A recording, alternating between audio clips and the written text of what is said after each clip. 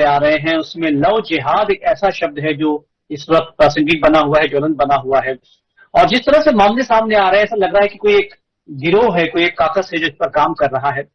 और जिस इंदौर में पहले भोपाल में एक मामला सामने आया, उसके बाद में इंदौर का जो मामला है वो एक बहुत ही हैरतअंगेज वाला मामला है। मोहसिन खान का एक नाम का एक व्यक्ति जो ड्रीम ओलंपिक शूटिंग एकेडमी चलाता था, लगभग 100 से ज्यादा लड़कियों को उसने हरेस किया, परेशान किया। उसके बाद में लड़कियां जब थाने पहुंची, रिपोर्ट दर्ज कराई, तब पता लगा कि वो व्यक्ति जो है शूटिंग एकेडमी के नाम पर लड़कियों को बरगला रहा था और उनके साथ में गलत हरकतें कर रहा था। आखिर ये लव जिहाद है क्या? सवाल ये उठता है कि क्या इसके पीछे वाकई कोई सरगना है, वाकई कोई, क्या ये किसी एक मिशन के तहत आगे बढ़ रहा है, या कोई व्यक्तिगत तौर पर जो लोग होते हैं, जो बिगड़े हुए लोग होते हैं, जो विकृत मानसिकता के लोग होते हैं, वो इसको अंजाम देते हैं। बहुत सारे प्रश्न हैं। इसके अलावा एक और प्रश्न ये भी उठता है कि जो लड़कियां इनके संपर्क में आती हैं, जो लड़कियां इनके जाल में उलझती हैं, वो आखिर क्यों अवेयर नहीं होती है, वो आखिर समय पर क्यों आवाज नहीं उठाती है? ये भी एक बड़ा सवाल है। क्या अशिक्षा, लड़कियों में अशिक्षा होना या अवेयरनेस की कमी होना भी एक बड़ा कारण है? बहुत सारे सवाल हैं। इस पर बातचीत करने के लिए हमारे साथ में आज हमारे मेहमान मौजूद हैं। सबसे पहले राजेश भिंजवे जी हैं जो हिंदूवादी नेता हैं। राजेश जी, बहुत स्वागत करता हूं मैं आपका। हमारे साथ में उषा खरे जी हैं जो शिक्षाविद हैं। उषा जी, आपका भी बहुत स्वागत करते हैं।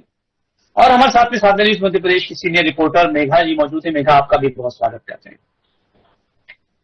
मेघा, सबसे पहले मैं आपसे शुरुआत करना चाहूंगा क्योंकि लगातार आप भोपाल में और इंदौर में दोनों जगहों पर लव जिहाद इस मामले पर खबरें करती रही हैं।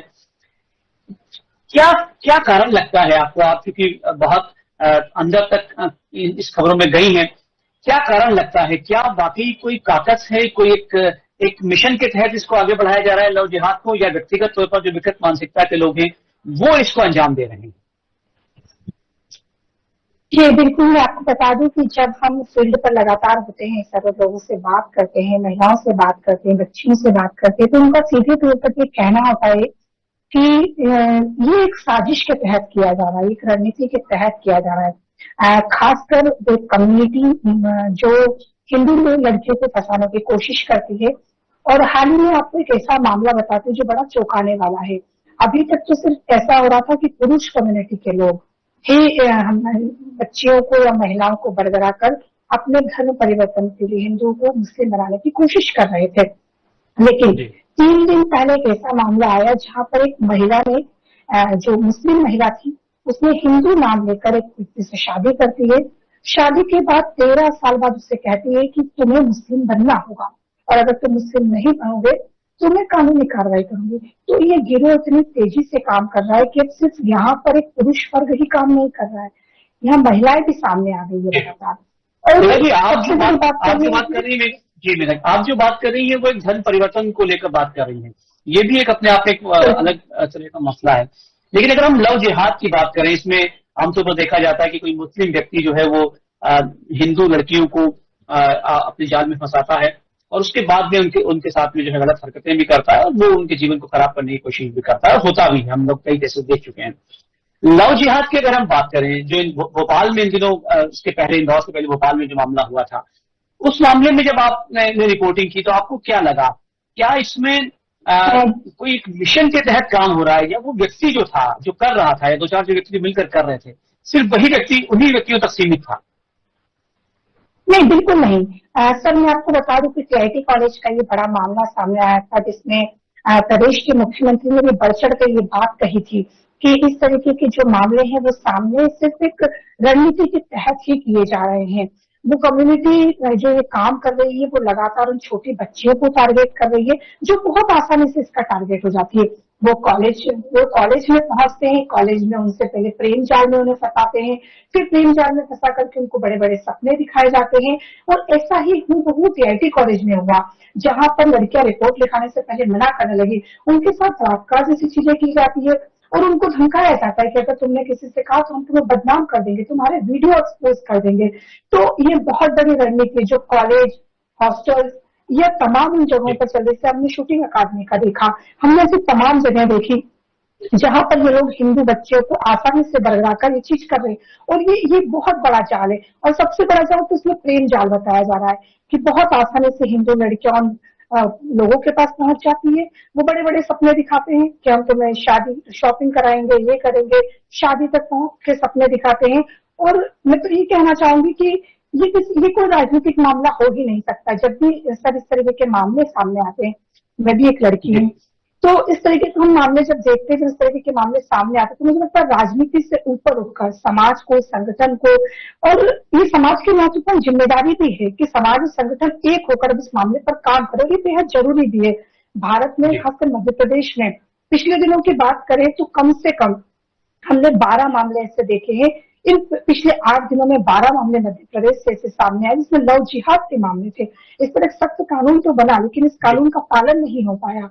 तो वाकई ये बहुत महत्वपूर्ण विषय है और आप जिस विषय पर बात कर रहे हैं, आज की चर्चा भी बहुत महत्वपूर्ण है।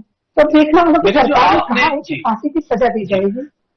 जी जी, मेरा जो आपने बात की उसमें बहुत बारीक बात मैं करना चाहूंगा, मैं राजेश जी से भी बात करना चाहूंगा कि बहुत देखिए इसमें जो आपने कहा कि पिछले दिनों 8-10 मामले सामने आए हैं। राजेश जी, आपसे जानना चाहूंगा कि जो ये आप, चूंकि आप तो लगातार इस तरह के मामला पर नजर रखते भी हैं, और जो इंदौर में अभी घटना हुई है, जो मोहसिन खान का नाम एक अपराधी से पकड़ाया है इस वक्त सड़कों के पीछे, आपको क्या लगता है ये जितने भी मामले हैं, जब हम ये कहते हैं कि ये लव जिहाद एक मिशन के तौर पर किया जा रहा है, सवाल ये उठता है कि ये लोग तो पकड़ाते हैं जो लव जिहाद कर रहे होते हैं, जो लड़कियों को फंसा रहे होते हैं, लेकिन वो अगर ये मिशन के तहत है तो वो आका जो जो ये काम कर रहे हैं, वो पूरी जो सूची है वो सामने क्यों नहीं आती?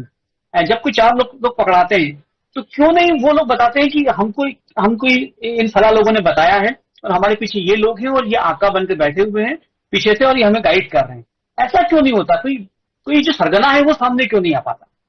अजय जी। सरगनाओं को पकड़ने के लिए सबसे बड़ा काम है प्रशासन का, शासन का। हमारे शासन प्रशासन में जो लोग बैठे, जवाबदार लोग, उनकी सीआर खराब होती। जैसे इस तरह के मामले हम लोग हिंदुवादी लोग लेके जाते हैं, पिछले 35 साल से मैं इस फील्ड में काम कर रहा हूँ। जब भी मेरा जो अनुभव आया है, वो बचना चाहते हैं कि हमारी सीआर खराब होगी, हमारा प्रमोशन खराब होगा। इंदौर एक औद्योगिक नगरी है, यहाँ पर मोटी कमाई होती। मैं स्पष्ट बोल रहा हूँ कि भयंकर भ्रष्टाचार हो रहा है, और ऐसे लोग जिनको फंडिंग हो रही, इनको ट्रेनिंग हो रही है, ये षड्यंत्र पूरा योजनाबद्ध तरीके से हुआ। अभी आप जिस विषय में आज हम बैठे हैं कि इंदौर में एक जिम ट्रेनर को पकड़ा गया, 24 घंटे के अंदर पुलिस ने फाइल बना के उसको कोर्ट में भी पेश कर दिया, ना रिमांड मांगा है। वो हथियार चलाना सिखाता है, एकेडमी चला रहा, मतलब वो आतंकवाद की भी ट्रेनिंग दे रहा होगा। उसके साथ अगर वीडियो जो हमारे बीच में आ रही है, तो वीडियो बनाने वाला कौन, उसकी पूछताछ करी क्या पुलिस ने? एक ही व्यक्ति गिरफ्तार हुआ, तो वीडियो कौन बना रहा? पीछे से वीडियो बन रही, साइड से बन रही है, कहीं ना कहीं बड़ी गैंग है। तो इस गैंग पे प्रशासन को जो तत्व, आज इंदौर में कमिश्नरी लागू कर दी, भोपाल में कमिश्नरी लागू कर दी, और खुले हो गए, कोई ऊपर पूछने वाला नहीं है। अगर हिंदूवादी आंदोलन करते हैं, अगर ध्यान दिलाते तो झूठे मुकदमे लगा दिए जाते। आज 21 तारीख को एक फैसला हुआ, 12 साल पहला चंदन नगर में हम लोगों ने आवाज उठाई थी। सामने चंदन नगर से मुस्लिमों ने पथराव किया था जाने के, मुसलमानों को खुश करने के लिए थाने की सीआर खराब नहीं है, तो हिंदूवादियों पे भी मुकदमे लगा दिए थे। आज 12 साल तक हमारा कार्यकर्ता कोर्ट के चक्कर लगाता रहा और बड़ी हुआ। तो बड़ा लेन देन, क्योंकि जिन बेटियों के साथ ये हरकत होती है उनको ब्लैकमेल किया था, उनसे भी धन लूटा जाता है, उनसे वेश्यावृत्ति भी कराई जाती है, उनसे ड्रग्स भी बिकवाई जाती है, तमाम ऐसी हरकतें होती है। उससे मोटी कमाई होती है, तो उसमें से एक हिस्सा जिन जवाबदारों को इस चीज को दबाना चाहिए। बहुत बड़ा सवाल, बहुत बड़ा आप आरोप इस वक्त लगा रहे हैं पुलिस प्रशासन पर। मुझे लगता है कि साधा न्यूज के माध्यम से जब ये बात प्रशासन पर के पास पहुंचेगी तो निश्चित रूप से अपने आप में एक बहुत हैरंगेज बात यह कि प्रशासन जो है इसमें मिला हुआ है, और प्रशासन जैसा आप कह रहे हैं कि सरगना है, लेकिन सरगना तक लोगों के हाथ, सरकार के हाथ पहुंच ही नहीं पाते, प्रशासन के हाथ पहुंच ही नहीं पाते, क्योंकि जो अधिकारी हैं वो भ्रष्ट हैं। इतना सबूत देते हैं, कितनी चीजें दी जाती है, उन सबूतों पे कार्रवाई होती है क्या? नहीं होती है। अभी 4 रोज पहला एक व्यक्ति ने लव जिहाद के शिकार हुई उसकी पत्नी के कारण आत्महत्या करने की कोशिश की गई। उसने पुलिस के पास जाके तमाम गुहार लगाई, वीडियो दी, सब दी। हमारे संगठन के लोग, हिंदूवादी लोगों ने जाके वहां पर पुलिस प्रशासन पे दबाव बनाया, लेकिन कोई कार्रवाई नहीं। उनने अपने आप में अपमानित समझते हुए वो आत्महत्या करने को उतारू हो गया। तो प्रशासन की जवाबदारी है, जब कोई हिंदूवादी संगठन या कोई पीड़ित जब पुलिस के पास जाएगा तो कार्रवाई होगी, और जाने से भी इसलिए घबराते हैं कि उससे ऐसे सवाल किए जाते हैं, इतना दबाव बनाया जाता है कि रिपोर्ट ही नहीं लिखाती। रात रात भर बैठे रहना पड़ता है। बच्चियां, नाबालिग बच्चियों को शिकार बना रहे, 14 से 16 साल 17 साल के बच्चों को ये शिकार बना रहे। माता पिता घबराते हैं कि बदनामी होगी, भविष्य खराब हो जाएगा, इनको पढ़ाई करना डिस्टर्ब हो जाएगी, आत्महत्या कर लेती है, डिप्रेशन में चली जाती, तो परिवार भी घबराता। प्रशासन को उनको उल्टा सहयोग करना चाहिए, पर वो दबाव बनाते हैं, अभी इसको ब्याह शादी करना है, इसको कैरियर बनाना है, यार आप रिपोर्ट लिखाओगे तो कोर्ट में जाना पड़ेगा, ये वो बड़े संगठित लोग हैं, बड़ा पैसा है। ये सब चीजों के कारण आदमी डरता है, घबराता है और पुलिस तक नहीं जाता। संगठन जब बहुत आश्चर्य की जी बहुत आश्चर्य की बात है कि जिस शासन को जो है इसके तह तक जाना चाहिए, और आप कह रहे हैं कि वो पीड़ित लोगों को ही पर ही दबाव बनाते हैं कि आप सामने आएंगे तो आप बदनाम हो जाएंगे। अभी 4 रोज पहले का उदाहरण बता रहा हूँ ना, जिस पुलिस वाले, रिटायर्ड पुलिस वाले का बेटा है, उसकी पत्नी जिम जाती थी, जिम ट्रेनर से उसके क्या करा, वो इसलिए पति को और बच्चों को छोड़ने को तय, कहीं ना कहीं उसकी वीडियो बनी होगी, उसको धमकी दी हुई, तेरे बच्चों को मार देंगे, तेरे परिवार वालों को मार देंगे। मजबूरी में वो अपने पति को भी छोड़ने, वो मर जाए भले, ऐसे उसका ऑनलाइन ट्रांजेक्शन दिखाया जा रहा, कुछ ट्रांजेक्शन हुआ, कहीं ना कहीं उनसे वेश्यावृत्ति कराते हैं, ड्रग्स का धंधा कराते। हम लोगों ने आंदोलन कराने, खुद पीड़ित तो 8 दिन हॉस्पिटल में रहा हूं, आपको ध्यान हो तो, नाइट कल्चर के लिए हमने आंदोलन करा था, इन दोनों बलासिया थे, ड्रग्स के खिलाफ आंदोलन करा था। तो पुलिस वालों को जिस चीज को रोकने के लिए करना, बाद में सरकार को वापस लेना पड़ा नाइट कल्चर और ड्रग्स को लेके, तो कहीं ना कहीं अधिकारियों की जेब गर्म होती है, इसलिए ये सब हो रहा है। नहीं तो यूपी में निश्चित रूप से राजेश जी, जो आप आरोप लगा रहे हैं, और जिस निडरता से के साथ में, जिस साहस के साथ में आप ये बात कह रहे हैं, वो वाकई साहस वाली बात है। प्रशासन पर सीधे तौर पर ये कहना, और ये अपने आप में, और चूंकि आप इस पर लगातार काम कर रहे हैं और आप देख रहे हैं, तो आप कह पा रहे हैं। हम आपसे बातचीत करेंगे। हमारे साथ में उषा जी मौजूद है। उषा जी, आप शिक्षाविद हैं, सोशल एक्टिविस्ट हैं। आपको लगता है इस लव जिहाद का जो मसला चला आ रहा है, क्या शिक्षा की कमी, क्योंकि ठीक है कुछ आपराधिक किस्म के लोग हैं, और जैसा राजेश जी कह रहे हैं कि एक बहुत बड़ा मिशन के तहत बहुत एक सरगना काम कर रहा है, और सालों से ये काम चल रहा है, हालांकि अभी तक कोई सरगना पकड़ में नहीं आया, ये एक अपने आप में बड़ा सवाल है। लेकिन क्या आपको लगता है कि जो लड़कियां इन्वॉल्व होती हैं, जो लड़कियां जाल में फंसती हैं, प्रेम जाल में फंसती, जैसा मेघा ने भी बताया हमको, क्या आपको लगता है कि लड़कियों में शिक्षा की कमी, अवेयरनेस की कमी है? जैसा राजेश जी कह रहे हैं कि वो घर वाले जो है इस बात पर कि उनके सम्मान का क्या होगा, समाज के सामने वो ओपन हो जाएंगे। लड़कियों को मजबूत बनाने की आवश्यकता है, और यदि लड़कियां मजबूत होंगी तो शायद इस तरह के मामले सामने नहीं आएंगे। जी सर, बहुत ही अच्छा प्रश्न आपने किया है। मैंने वर्षों बरस इस पर स्टडी भी की है, ऑब्जर्व किया है, मूल्यांकन किया है। 6वीं 7वीं 8वीं की जो उम्र होती है, किशोर अवस्था में प्रवेश की जो उम्र होती है, उस समय बॉडी में हार्मोनल चेंज आते हैं। उन हार्मोनल चेंज के कारण हमेशा लड़कियों को अपोजिट सेक्स की तरफ आकर्षण होता है। उस आकर्षण के चलते ये एक मतलब स्वाभाविक सी प्रक्रिया है, जिसके चलते वो लड़कियां मतलब ये नहीं देखती हैं कि क्या सही है क्या गलत है। मैंने अपने स्कूलों में देखा कि बाहर की तरफ भागना, सड़कों की तरफ भागना, जो चीज स्कूल के अंदर अवेलेबल है, नहीं मैडम मैं फला दुकान से लेके आऊंगी, और वहां भी छोटे छोटे जो बच्चे हैं, 10वीं 12वीं college first year second year के बच्चे हैं, उनका जमावड़ा, उनका खड़ा होना, उनका आकर्षण का केंद्र बनना, इन लड़कियों को इशारे करना, इनका आकर्षण पैदा होना, तो ये सब छोटी छोटी शुरुआत एक्चुअली यहीं से होती है। और उस समय जो 6वीं 7वीं 8वीं की संवेदनशीलता वाली उम्र होती है, उस समय प्रशासन को, शासन को, शिक्षा विभाग को, शिक्षकों को, समाज को और माता पिता को एक्सट्रीमली अब सजग होने का समय है। मीडिया इस समय बहुत अच्छा काम कर रहा है। आप लोगों की बदौलत बहुत लाखों बच्चियों की जिंदगी बचने वाली है।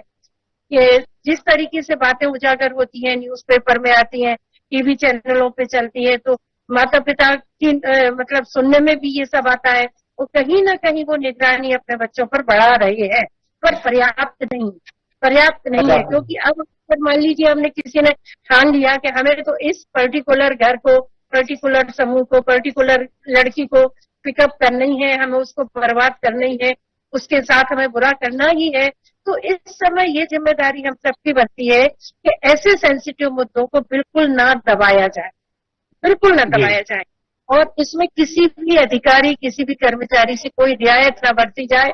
कि नहीं नहीं आपकी सीआर खराब हो जाएगी, जैसा अभी ये भाई साहब कह रहे थे, या किसी शिक्षक को भी बख्शा जाए कि आप क्या देख रहे हैं, school management, class management, school में अच्छी शिक्षा देना, अपराध भविष्य में जाके ये किस तरीके के अपराधों का स्वरूप बदलेगा, आप किस तरीके से परिवार बर्बाद होंगे, आप बर्बाद होंगी, ये सारी बातें कक्षाओं में नितांत आवश्यक हो गई है।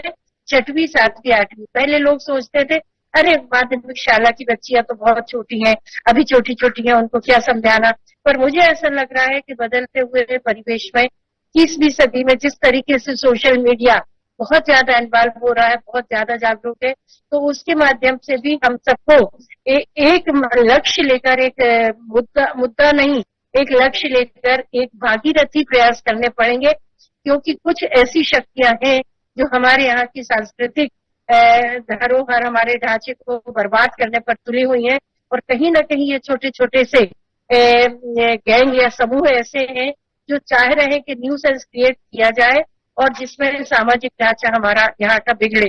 तो हम सबको अब समय आ गया कि हम सबको बेहद संवेदनशील होना पड़ेगा, थोड़ी डेयरिंग साहसी कदम उठाना पड़ेंगे, समाज सेवियों को, जो एक्स टीचर हैं, उन सबको आगे आना पड़ेगा, और 6वीं 7वीं 8वीं 9वीं 10वीं की बच्चियों के लिए अपराध मुक्त स्कूल, अपराध मुक्त समाज, अपराध मुक्त भोपाल, अपराध मुक्त भारत की दिशा में हमें कुछ ना कुछ अच्छे काम करना पड़ेंगे। बीच में जाके बच्चों की काउंसलिंग करना पड़ेगी, बीच बीच में इन पर सेमिनार, वेबिनार, रैली और इन सब मुद्दों पर चर्चा करनी पड़ेगी, खुल के चर्चा करनी पड़ेगी। और यदि हमारी पकड़ में इस तरह के कोई भी गिरोह या समूह या सस्पेक्टिव कोई भी ऐसे संदेहास्पद लोग आते हैं, तो हमें उनके खिलाफ कार्रवाई करनी होगी, क्योंकि अब इनको ज्यादा बख्शेंगे तो हमारा ही सामाजिक ढांचा प्रभावित हो रहा है और हम और आप सभी असुरक्षित होते जा रहे हैं। उषा जी, आपने संवेदनशील एक शब्द के उपयोग किया, संवेदनशील होना चाहिए, हमको होना पड़ेगा, इन सब मसलों के प्रति अवेयर होना पड़ेगा। लेकिन मैं एक और शब्द करना चाहूंगा, जिम्मेदारी एक बहुत बड़ा शब्द है, शायद यहाँ ये भी इस पर भी हमें ध्यान देने की आवश्यकता है। हम इंदौर की जिस मसले की हम बात कर रहे हैं, जो ड्रीम ओलंपिक शूटिंग एकेडमी थी, और उसमें जो मोहसिन खान का जो आरोपी व्यक्ति है, 100 से ज्यादा लड़कियों को वो अपने जाल में फंसाता है। आप आश्चर्य की बात है कि 100 लड़कियां जो है उसके जाल में फंस जाती हैं, और उस एकेडमी में सिर्फ लड़कियां ही नहीं थी, लड़के भी थे, सैकड़ों लड़के थे उसके अंदर। क्या आपको लगता है कि हमारे आसपास जब कुछ ऐसा होता है तो हमको समझ में आ जाता है कि कौन व्यक्ति ऐसा करने वाला है, उसकी नीयत समझ में आ जाती है, उसकी आंखें देखकर समझ में आ जाता है, उसकी बॉडी लैंग्वेज समझ में आ जाता है। उस एकेडमी में उन लड़कों को भी समझ में आया होगा, कई लड़कियों को समझ में आया हो कि ये व्यक्ति गलत है, उसके बावजूद भी किसी ने उसका विरोध नहीं किया। आपको लगता है कि हम उदासीन हैं, हम गैर जिम्मेदार हैं, हम में साहस नहीं है, उन लड़कों ने भी विरोध नहीं किया? आपको लगता है जिम्मेदारी भी एक बहुत बड़ा शब्द है जिस पर ध्यान देने की आवश्यकता? जी, ये बिल्कुल सही बात कर रहे हैं आप कि जिम्मेदारी भी बहुत बड़ी चीज है। पर सर ऐसा नहीं है, आपस में मतलब उन ये बात उठी भी होगी, पर दबा दी गई, जैसा पूर्व वक्ता ने बताया कि दबा दी गई अर्थात क्या हुआ, कहीं ना कहीं समाज या अधिकारी दोषी है। तो जहां भी इस तरीके से लिंक मिल रही है, जहां से कहीं कुछ हमको जानकारियां मिल रही हैं, हमें तत्काल कार्रवाई करनी पड़ेगी, डेयरिंग साहसी कदम उठाने पड़ेंगे, अन्यथा आप मान के चलिए सर ये भयावह रूप लेता जा रहा है और हमें और आपको सबको नैतिक जिम्मेदारी से आगे आना पड़ेगा। अब ठीक है कि लोग, किसी को अपनी जान की परवाह होती है, ये सब ऐसे बच्चे होते हैं जो अपराधी किस्म के होते हैं, ये कभी भी किसी को कोई भी नुकसान पहुंचा सकते हैं। पर अगर हम इन सब छोटी छोटी बातों में पड़ गए और इनके लिए शुरू में ही 2, 4, 6 केस में इनको उजागर करके इस तरीके के दंड के प्रावधान करो कि लोग सबक लें, सीखें, डरे। हम जब लंबे केस चलाएंगे, सबूतों को ढूंढेंगे और ये करेंगे वो करेंगे, जितना लंबा खींचेंगे उतने लंबे में दूसरे लोगों को शय मिल जाती है।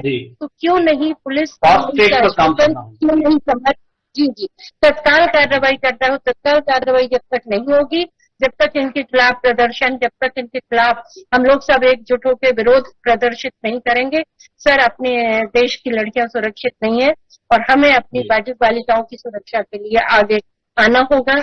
हम सबको कर्तव्य, हमारा ये मॉरल ड्यूटी है, हमने इस देश में जन्म लिया है तो कहीं ना कहीं सुरक्षा हमारा अधिकार है, और अगर हम अधिकारों का उपयोग नहीं कर पा रहे हैं, हम अपने बच्चों को सुरक्षा नहीं दे पा रहे हैं, तो धिक्कार है हमारा। अच्छी बात कह बहुत अच्छी बात कह रहे हैं। ये पेरेंट्स जो है या समाज जो है जैसे बच्चों को अवेयर नहीं कर पा रहा, तो निश्चित रूप से अपने अस्तित्व पर सोचने की आवश्यकता है। मेघा, चूंकि आप एक रिपोर्टर भी हैं और आप एक लड़की भी हैं, आपको लगता है कि इस पूरे मसले पर जो लव जिहाद का मसला है या कोई और मसला है, इसमें लड़कियों की अशिक्षा भी एक बहुत बड़ा कारण है? यदि एक लड़की अवेयर है, यदि एक लड़की मजबूत है, तो किसी की हिम्मत नहीं होती कुछ ऐसा कुछ करने की। आपको लगता है कि बड़ा दोष लड़कियों का भी है? बिल्कुल बिल्कुल, बहुत हद तक ये देखा भी जा रहा है कि ये जिस तरीके से लड़कियां शिक्षित नहीं है या शिक्षित होने के बाद भी तो इस बात को समझना नहीं चाहती है कि वो एक कम्युनिटी आखिर क्या चाहती है, तो इसके लिए सबसे पहली शुरुआत तो मुझे लगता है कि परिवार से होनी चाहिए। क्योंकि कई बार तो यह भी देखा गया है कि शिक्षा के अभाव में इस तरीके की चीजें होती है। दूसरा बड़ा कारण यह भी होता है कि जब वो बच्ची अपने पेरेंट्स से बात करने जाती है इस विषय पर, जैसा मैम ने और साहब ने भी बताया, और जब उनसे कहा जाता है कि मेरे साथ ऐसा हुआ है, मेरे साथ इस तरीके का केस हुआ है, तो माँ बाप कहीं ना कहीं उस केस को वहीं दबा देते कि समाज क्या कहेगा, लोग क्या कहेंगे, हमारी इज्जत नहीं रहेगी। तो अब इन सभी चीजों से ऊपर उठकर सामने आना होगा और बात करनी होगी, FIR दर्ज करवानी होगी, पुलिस प्रशासन तक भी खबरों को पहुंचाना होगा। मैं आपको बता दूं कि जब इस तरीके के मामले सामने आ रहे थे, तब मोहन यादव मुख्यमंत्री ने बहुत खुलकर एक बात कही कि अगर इस तरीके के मामले सामने आएंगे तो उन्हें फांसी की सजा दी जाएगी। पर फांसी की सजा तो हम किसी व्यक्ति को तभी दे सकते हैं जब हम FIR कराएंगे उसके ऊपर, और अभी तो बहुत लड़कियां वहां पहुंच ही नहीं पाती है। और एक बड़ी बात यह भी है सर कि जब उन कम्युनिटी की लड़कियां पढ़ाई करती हैं या स्कूलों में जाती है, तो वो कभी हिंदू लड़की के जाल में नहीं फंसती, क्योंकि उनको इतना सिखाया पढ़ाया जाता है, उन्हें इतना बताया जाता है कि आपको किसी हिंदू कम्युनिटी के लड़के से ना दोस्ती करनी है ना उनसे बात करनी है। लेकिन वहीं इसके अपोजिट में अगर देखा जाए तो हिंदू कम्युनिटी की लड़कियां को बताया तो जाता है, तो इसका कारण क्या है कि वो लगातार उन लोगों के प्रति अट्रैक्ट होती है, उनके सपनों, वो जो सपने दिखाते हैं उसमें फंस जाती है और उनकी तरफ आगे बढ़ी जाती है। जब इस तरीके की घटनाएं सामने आती है तो देश में एक आक्रोश होता है, तमाम पार्टी के नेता सामने आते हैं, पॉलिटिकल मुद्दा बन जाता है। तो मुझे लगता है कि सियासत का नहीं, संजीदगी का विषय है, इस पर सोचने की बहुत आवश्यकता है। और तमाम लोगों को, तमाम सोसाइटी के लोग हैं, संगठन हैं, पुलिस प्रशासन है, हमारे जैसे पत्रकार है, उनको आगे आना होगा, इस पर विचार करना होगा। बहुत अच्छी बात कह रही है राजेश जी। आपने जिस तरह के आरोप लगाए हैं, मुझे लगता है कि ये बहुत संगीन आरोप है और इस पर निश्चित रूप से काम होना चाहिए।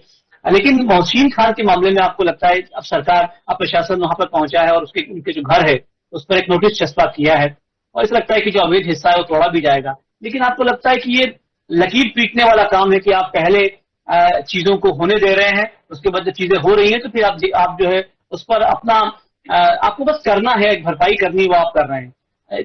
होने से पहले शासन को, प्रशासन को चेतना चाहिए और इस पर अंकुश लगाना चाहिए और ऐसे काम कर इस तरह के कुछ एक्शन लेने चाहिए कि अगली बार ऐसा घटनाक्रम ना हो। क्या आपको लगता है कि इस तरह की आवश्यकता होनी चाहिए? राजेश जी। तो भी देखने में आता है, जब पीड़ित पहुंचता है या संगठन पहुंचता है तो पुलिस करती, कोई सी ऐसी एक घटना ध्यान में आती है तो पुलिस ने कार्रवाई करी और उसको पकड़ा। अब सरकार भी सनातनी बैठी है। हम यूपी का भी उदाहरण देख रहे हैं कि इस तरह के अपराध करने वाले अपने पैरों पे चलकर नहीं जा रहे हैं, या तो सीधे कब्रिस्तान जा रहे हैं या हॉस्पिटल जा रहे हैं। लेकिन यहाँ की सरकार सनातनी सरकार है, बड़े बड़े दावे करती है और वास्तव में कोई ऐसा उदाहरण पेश करे कि जिसमें इतना गंभीर अपराध करने वाले को 24 घंटे में अगर उसका रिमांड नहीं लिया, उसकी पूरी गैंग को नहीं पकड़ा, जहाँ मुद्दे चल रहे, पैसा कहाँ से आता था, कहाँ वीडियो, ये सब चीजें नहीं पकड़ते तो जेल पहुंचाना, मतलब सरकार को भी निर्णय लेना पड़ेगा। और इंदौर एक ऐसा शहर है जहाँ बहुत बाहर के लोग आते हैं, बच्चे पढ़ने आते हैं, माँ बाप अपनी जमीन जायदाद रकम भाव बेच के गिरवे रख के उनको पढ़ाने चाहते हैं और वो बड़े ऐसे केसों में फंस जाते हैं अनजाने में। तो ये घबराते कि हमारा क्या होगा आगे, इसका भविष्य बिगड़ जाएगा। तो उसको विश्वास दिलाने को प्रशासन का भी काम कि हम खड़े हैं, आपका नाम ओपन नहीं होगा। पर वो थाने जाने के बजाय आज संगठन के कार्यालय पे मैं काम करता हूँ, संगठन का ही काम देखता हूँ, इसलिए मैं ये बात कह रहा हूँ। पहले हमारे पास आते और उसके पहले वहां गए तो वहां से भगा दिया जाता, प्रूफ देते। तो हमको ऐसे अपराधियों को सीधे सीधे इनकाउंटर होना चाहिए। मैं तो जो फांसी की सजा देने जाएंगे तो हमारे न्यायालय पे से भी विश्वास उठते जा रहा है। जिस तरीके के सुप्रीम कोर्ट से जो आदेश आ रहे हैं 24 घंटे में, उनकी 4 घंटे में सुनवाई हो जाती है और अन्य मामलों में नहीं होती। यहाँ से आप फांसी दे भी दोगे तो उसकी प्रोसेस होते तो 25 साल लग जाएंगे, तो वो सब संभव नहीं है ऐसे लोगों को तो। और अगर हम, मैं फिर एक बार कह रहा हूँ, संगठन के नाते काम करने वाला व्यक्ति हिंदुत्व का काम करने, अगर प्रशासन सजग नहीं हुआ, कठोर कार्रवाई नहीं हुई, तो कहीं ऐसा ना हो कि बगावत होना शुरू हो जाए और पीड़ित परिवार में उनके भाई, उनके माता पिता कहीं ऐसा ना करे कि खुद निर्णय ले, संगठन निर्णय लेके फिर सजा देना शुरू कर दे। अगर हमें इस तरीके इतने बड़े अपराध होने के बाद भी सामान्य सी घटनाओं पे न पूरी गैंग को पकड़ा गया, न उसके भाई जो एक स्कूल में भाभी ट्रेनर रहेंगे, वहां की बच्चियों का जो निकालने जाएंगे आपको, तो आईपीएस स्कूल में जो ट्रेनिंग दे रहा है जिहादी का भाई, वहां भी हरकतें कर रहा होगा 101%।